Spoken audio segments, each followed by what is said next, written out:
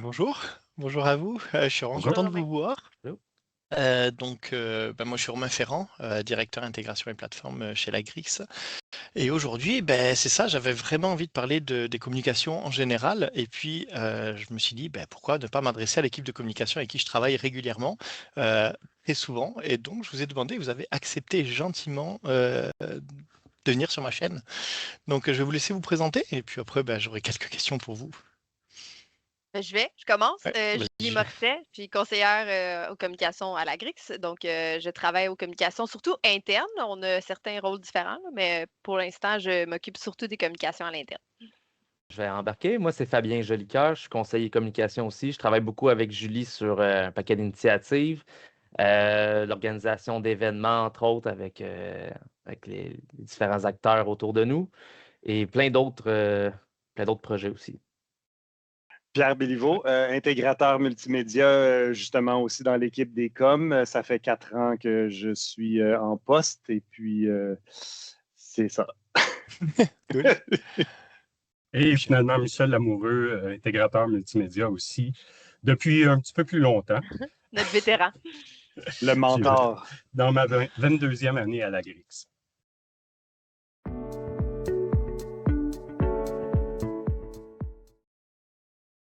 Moi, je voulais vous parler parce que, en fait, on travaille ensemble depuis plusieurs mois maintenant, un peu plus d'un an. Et puis, c'est assez amusant parce que j'arrive parfois avec mon script. Puis là, vous me mettez devant une caméra, je parle. Puis après, c'est magique. Ça se retrouve quelque part et puis ça se retrouve diffusé. Mais entre tout ça, là, je sais que vous êtes toute une équipe, vous travaillez. Donc, je sais pas, est-ce que vous pouvez dire des choses que vous avez envie de partager que, par exemple, moi, je suis pas du tout au courant, et puis je dirais que personne n'est au courant de ce qui se passe en arrière, là. C'est quoi les étapes ou les choses qu'on ignore complètement, là? Ben, je vais commencer. Je pense que Non, vas-y. justement, le fait que tu parles d'étapes, c'est une bonne chose, là. Aux communications, les gens, ils voient souvent le produit final puis ils comprennent pas l'ampleur d'un projet. Mais c'est comme là, on a les quatre qui s'occupent beaucoup de tout le contenu vidéo, production. Donc, on est souvent à travailler sur les étapes qui sont là avant. Mais là, mes collègues pourront embarquer. Mais tu sais, les communications, c'est souvent vu comme on a créé une vidéo. Mais créer une vidéo, c'est rencontrer des gens, écrire aux Ouais. gens, écrire un script, contacter les gens, se présenter, faire le tournage, le montage. Donc, tout le monde a un peu la main à la pâte, là, mais c'est souvent ça qui est plate avec les communications, c'est qu'on travaille vraiment beaucoup en coulisses, puis on est Ouais. souvent juste vu pour un résultat final. S'il est apprécié, ben ça passe un peu dans du beurre, mais si on fait une erreur, par contre, là, tout le monde le voit vraiment longtemps, là. C'est un peu ça. Puis C'est ce que effectivement, toutes j'allais les dire. étapes qui mènent la rédaction du script filmé pour une vidéo qui, des fois, va durer 30 secondes, une minute. C'est la fraction, là, ça représente une toute petite fraction de tout le travail qui est effectué, effectivement. Je voulais juste dire que moi et Pierre, on est souvent plus à l'arrière de la caméra, fait que Ouais. ça fait même Ça, j'allais dire. spécial en ce moment. Mais on voit souvent le résultat final, là, comme disait Julie puis Fabien, mais il y a beaucoup, beaucoup, beaucoup de travail pour que l'expérience soit simple, fluide, puis efficace. Le petit détail invisible, c'est souvent ce qui fait la différence Ouais. de notre côté. Effectivement. Ouais. J'ai pas grand-chose à rajouter là-dessus, à part justement, les gens, ils sont pas tout le temps conscients de ça. Là. Les implications sont majeures, puis un petit 30 secondes peut prendre 3 semaines à produire. Là, donc, c'est quelque chose. C'est une job ingrate au final. On est comme tout le temps l'équipe qui travaille beaucoup, mais qui se met pas nécessairement en valeur ou qui est un peu invisible dans le projet. Là. Tu sais, il y a des choses, des gens vont se faire féliciter pour des projets, mais au final, on a travaillé aussi fort en arrière pour monter la vidéo finale. Surtout les gens de multimédia, parce que les communications, je pense qu'on se fait souvent féliciter pour le contenu, mais tu sais, eux, ils travaillent vraiment fort en arrière pour l'animer, ce contenu-là. Donc, c'est un peu une job ingrate des fois être aux communications. On met les autres en valeur. Oui, exact. Oui, Exact. c'est ça, c'est ça. Mais ça fait drôle d'arriver effectivement, puis de s'asseoir, de répondre à trois questions, puis après on voit tout le montage qu'il y a eu autour, le générique, la chose, puis ouais, c'est toujours. Et puis c'est vrai qu'on passe assez vite dessus parce que ça paraît naturel, mais ouais, on Ouais. travaille dessus. Cordonnier mal chaussé aussi, là, on a tendance à dire: «Vas-y, mets-toi en valeur, fais-le, ça va bien, Hmm. c'est cool». Mais nous, on a tendance à plus se cacher en arrière de C'est la ça. caméra puis Ah ouais.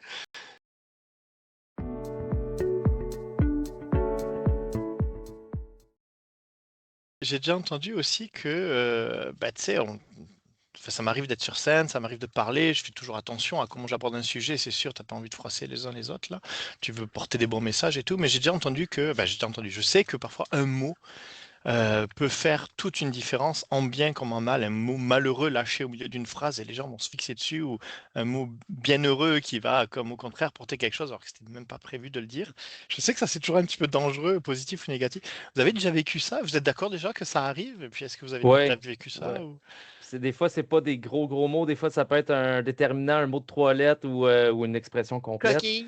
Exact. Qui échappe? Puis des fois, ça fait sourire, comme des fois, ça choque complètement. Puis Ouais. je vais épargner aujourd'hui pour le public de LinkedIn les exemples les plus choquants. Mais un exemple que j'ai rencontré plusieurs fois, ça fait plusieurs années que je travaille en communication, mais dans le domaine des technologies. Une expression simple que j'ai vue plusieurs fois pour décrire un projet qu'on met en valeur. On explique un peu tout le processus, le besoin, comment qu'on a travaillé, puis ensuite on dit voici la solution finale qu'on a proposée. Puis j'ai quand même une petite expérience en histoire, puis ça, la solution finale, ça a déjà été utilisé. On ne veut pas forcément s'y associer. Bon, pour ceux qui ne sont pas au courant, c'était Oui. utilisé pour parler de l'Holocauste par l'Allemagne nazie. Donc, à chaque fois que je vois ça, moi, je dis il faut trouver un synonyme pour, même si on comprend l'idée. Oui, oui.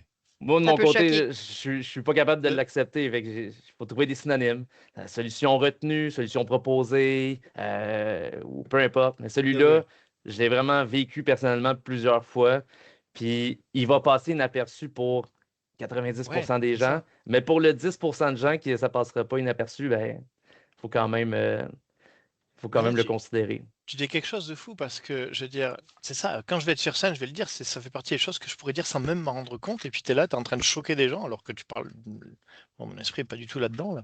C'est juste que c'est ça, les communications, souvent, c'est que tu as l'impression que faut que tu parles à 100% des gens, mais il y a peut-être un petit 5% qui va être choqué sur une situation, mais ce 5%-là peut parler fort sur C'est un ça, ouais. malaise, ou tu peux écrire une chose banale dans une communication pour toi en disant il va y avoir des changements dans votre équipe prochainement.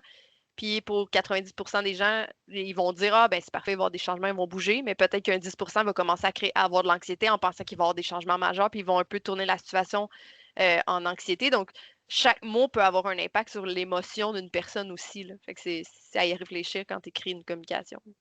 Je trouve ça intéressant que tu dises quand tu écris une communication parce que je trouve que l'écriture laisse moins de place à, comment dire, on va plus pardonner quelqu'un qui va dire de quoi sur scène, sur le coup Ouais. Ouais, de Ça la pardonne moins, pression, qui ouais. va pas trop y penser. Mais à l'écrit, tu es censé avoir le temps de Ben oui. réfléchir comme il faut à ton message. Puis c'est là l'importance que une personne l'écrive, mais qu'après ça, que plusieurs personnes qui repassent dessus, puis qui voient à peu près tous les pires scénarios qui pourraient arriver avec ça.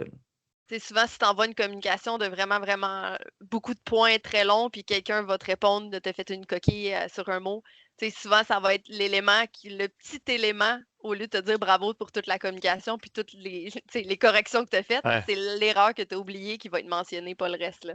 Puis, tu sais, on parle de communication à l'écrit, mais c'est la même chose pour les vidéos. Les gars ont souvent des textes à mettre que nous, on leur envoie, puis des fois, on en manque une parce qu'à travers le tas, ça se peut qu'on en manque une, mais la vidéo, après, est là pour rester, donc la coquille, elle reste aussi là. Ouais, On c'est parle ça. beaucoup de vidéos, on peut parler de Ouais. web aussi, là. Puis c'est aussi important, la vitrine sur le web, là. Fait que Ouais, Ouais. ça va vite. On parlait de mots, mais ça peut être aussi plein de choses, des coquilles, justement, ou même des fois, c'est juste des traductions que tu dis, ça paraît que ça a été envoyé dans un traducteur, puis ça a été utilisé tel quel. Des fois, sans même que ça soit une faute, c'est juste, je prenais un exemple tantôt, je regardais ma bouteille d'huile d'olive. Parce que remarquer les petits détails, ça fait pas juste partie de mon métier, c'est une Ouais. obsession à part Oui, entière dans ma Connu vie. pour ça, ouais. oui, il est Donc, connu pour sur ça. la bouteille d'huile d'olive, je voyais une phrase que chacun des mots en français commençait par une majuscule, puis je me disais, en Ouais. français, on fait pas ça. En anglais, les titres vont être comme ça, mais en français, ça marche pas. Puis tu te dis, bon, ben, ça a Bonne été solution. échappé ou il y a quelqu'un qui est pas repassé derrière. Puis c'est des petits trucs qui font juste perdre un petit peu d'authenticité au final. le surnom de Fabien dans notre équipe, c'est le Faucon, puis c'est pas pour rien. Ouais, C'est oui. lui qui. Mais même le faucon a besoin que le reste de l'équipe repasse derrière avant d'envoyer une communication. Mais tu sais, C'est vraiment Ouais, personne envoie, n'échappe. on n'envoie jamais rien sans que quelqu'un d'autre de l'équipe, même Mm. si on est ultra bon en rédaction, en vidéo, en montage, il y a tout le temps quelqu'un qui va vérifier une deuxième fois notre travail. Puis encore là, des fois, on en manque, là. Je pense que c'est humain de faire des erreurs autant à l'écrit ou Ouais. même de ne pas voir un double sens d'un mot puis que personne ne l'a vu, tu sais, ça arrive. Là. Euh, Juste dans nos façons de parler, on s'en rend pas compte. Puis on s'est déjà, j'ai des cas d'exemple où on s'est déjà adressé à la clientèle en répondant malheureusement, blablabla. Ben, le ton de ça, dans le parler, comme tu disais, Fabien, ça peut passer. Mais si c'est écrit, malheureusement, ça donne un Ouais. ton qui est, je vais dire, qui est pas positif. Là. Fait que, Ouais. C'est pas tant à l'écrit, mais quand je pense au pouvoir des mots, tu sais, Michel et moi, on a quand même un rôle où on doit produire du contenu, que ce soit enregistrer des gens, puis ces gens-là, tu sais, on doit s'occuper d'eux en studio, on doit être là pour eux pour qu'ils génèrent la meilleure performance, qu'ils livrent le message de la meilleure façon possible.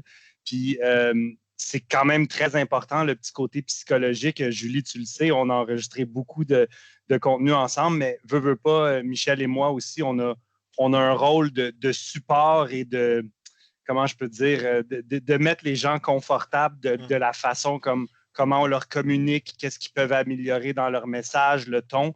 Et puis, c'est vraiment comme un petit côté psychologique. Puis, Ça paraît ça a en quand même vidéo. ça a un impact. Ouais, c'est ça, ça a un impact parce que après ça, la personne qui te parle dans la vidéo, des fois, tu peux le sentir que elle lit ses notes ou c'est pas authentique. Des fois, tu peux pas mettre le doigt dessus, mais tu n'as juste pas un sentiment que c'est authentique. Alors, c'est ça, c'est le pouvoir des mots. On a quand même un rôle là, à ce niveau-là. Là.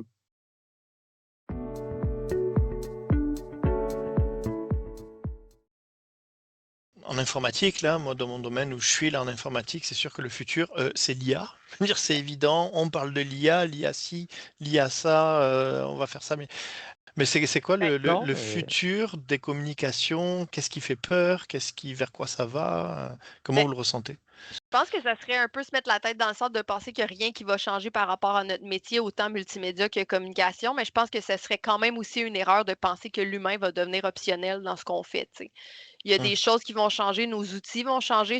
T'sais, les outils avec lesquels on travaille là ou avec lesquels on travaillait avant ont déjà changé, puis on le voit dans nos façons de faire, mais en ce moment, nous, on le voit plus comme une façon d'aller plus rapidement, de mieux travailler, de s'aider dans nos tâches parce qu'on en avait déjà beaucoup. Puis ça fait hum. juste nous accompagner au quotidien.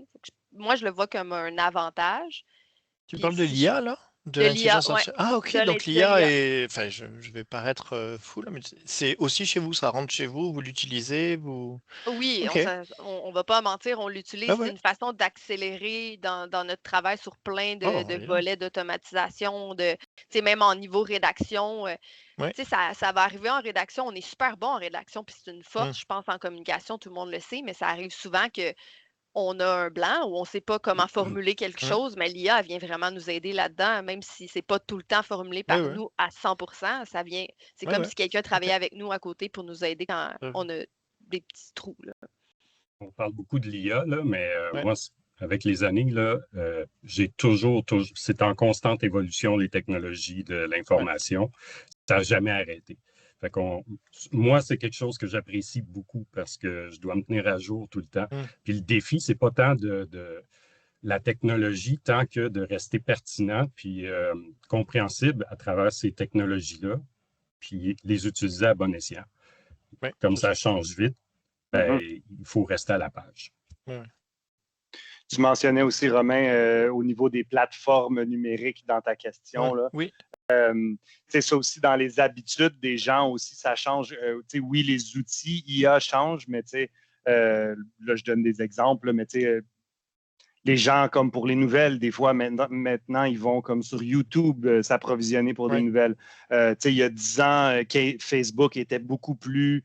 Puis là, bon, je n'ai pas les chiffres, là, mais les habitudes des gens changent beaucoup Hum, aussi. Je ne dis pas que ça nous affecte tant à tous les jours, mais ça fait partie de l'évolution, tout ça. Puis je suis curieux de voir où est-ce que tout ça, ça s'en vient. Parce que d'un niveau communication, c'est sûr que nous, on communique sur Facebook, sur LinkedIn, par infolettre, YouTube, c'est ça. Ouais, Puis, tu sais, ça, c'est en constante évolution, les habitudes de consommation des gens aussi. Donc, ça, c'est sûr que ça touche les communications inévitablement, là.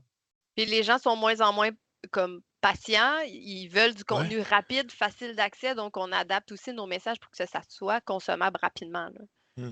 Le temps d'attention avec les années a diminué, là. Oh mon C'est Dieu! drastique. Pour rebondir sur ce que vous avez dit, moi, je considère que l'IA, ça a été un peu nommé. L'IA, c'est un outil, mais qui va nous servir à nous et pas l'inverse. C'est une révolution au même titre qu'il y a eu d'autres révolutions dans le passé qui ont drastiquement changé notre manière de travailler, mais qui nous a pas éliminés. Puis moi, c'est comme ça que je l'approche. Je pense qu'on a parlé d'authenticité tantôt. Pour avoir d'authenticité, ça prend une personne derrière parce que il y a de plus en plus de textes de publications LinkedIn, par exemple, qui sont rédigés avec l'aide de l'IA. Puis ceux qui ne sont pas retravaillés par après, on reconnaît les patterns. C'est super facile. Puis il y a des termes et des petits indices qui sont faciles à voir. Nous, notre but, c'est de reprendre ça puis de rendre ça vrai. L'humaniser. Mais je trouve qu'on a une position intéressante dans nos générations parce que, tu sais, oui, là, l'IA arrive, elle prend beaucoup de place, les gens en parlent, ça devient comme le centre d'intérêt des organismes, mais je pense que ce qui est intéressant, c'est que nous, on a travaillé avant l'IA en communication. Puis j'en ai parlé avec Michel cette semaine, c'est vraiment intéressant parce qu'on a mis les doigts dedans avant que comme ça commence à tourner. Donc, j'ai comme l'impression qu'on en tire un peu un bénéfice de savoir qu'est-ce qui s'est passé avant que l'IA t'offre une solution. Donc, je trouve ça vraiment pertinent qu'on ait pu jouer avec les communications avant que l'IA arrive. Parce que les gens qui sortent de l'école en ce moment, ils n'auront jamais vraiment mis les mains à la pâte comme nous, on le fait. Fait que ça nous donne un peu une expertise qui n'existera plus avec les années, là. C'est encore plus vrai en technologie, là. Exact. On est capable de reprendre à partir d'où l'IA nous amène. Mais c'est pas tout le monde qui va être capable de faire ça là, dans le futur, peut-être. C'est Michel que ça fait 20 ans qu'il est là puis qui a monté des sites web puis que il est parti vraiment de base. Cette semaine, on regardait une vidéo qu'ils ont faite une dizaine d'années puis qu'ils avaient tout fait à la main. Aujourd'hui, avec l'IA, ça aurait pris vraiment moins de temps tout faire ça, mais lui, il sait comment on se rend au bout du processus, là.